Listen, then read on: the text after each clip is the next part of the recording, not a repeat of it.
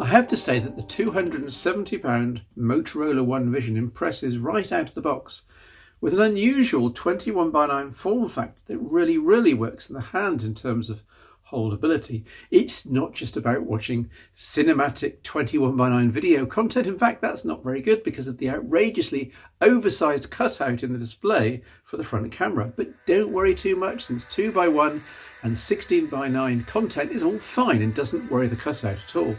It's all about the width in the hand. Remember the original Galaxy Note and even the Note 2 and Note 4, all classics with 5-point-something inch screens. They were all utterly two-handed devices and I couldn't get close to holding them securely in one hand. Now look at this, a 6.3-inch display smartphone, and it's easily grippable with fingers and thumb touching.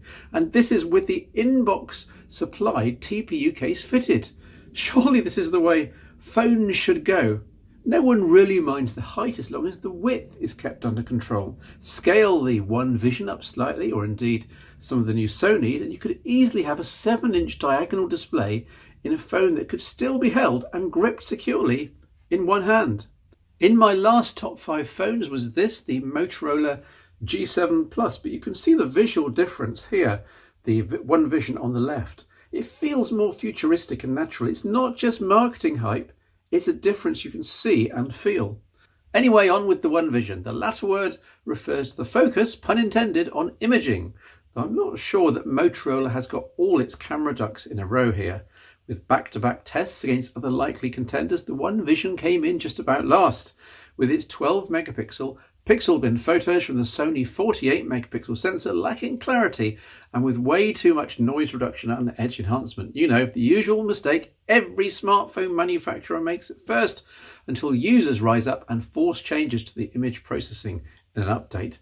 So that's where we are with the One Vision. There's potential from a stabilized 48-megapixel camera, and it's not terrible, but it's also not that excellent yet either. This is Ted's unit, by the way, not a PR one, so hopefully we'll still have it around to test when the updates come rolling in. Video capture is the usual 2019 spec of 4K or 1080p with software stabilization here forced on, i.e. you can't turn it off, but it seems to work pretty well. Stereo sound. Selfies are at a 16-megapixel maximum despite the 25-megapixel front sensor. So either this is a software bug or there's some PureView-like oversampling going on. All a bit strange. Happily away from the disappointment that the camera is not world-shattering, and after all it would be astonishing if it was at this price point, there's so much to like about the One Vision. The display is IPS LCD but is so contrasty and colourful and even visible in sunlight that you have to pinch yourself sometimes that you're not looking at a decent AMOLED panel.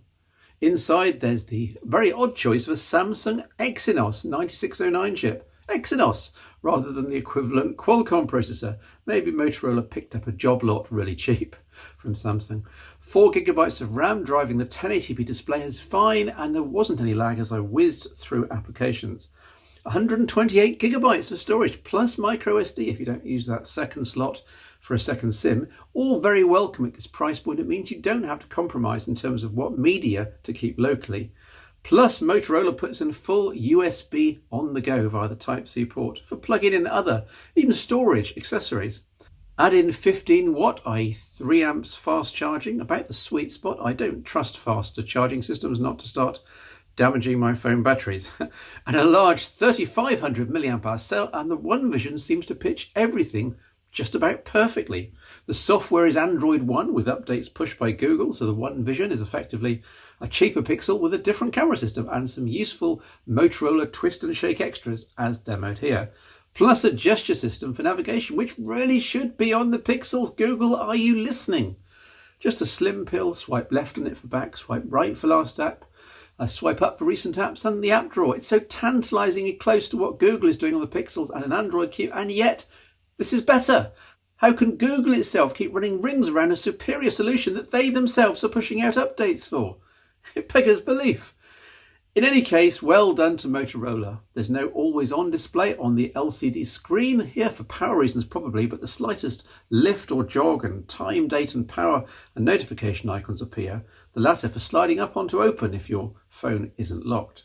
Now, I always test audio on phones, and there's a 3.5mm jack on the top here, though its output is only so-so. We're not talking quad DACs and power amps, at £270, of course. Still useful to have, and you can plug in a Type-C dongle like this hi-fi high-dis DAC for terrific output if you want to. The mono speaker on the bottom is very good indeed. Here's a demo. This is full volume.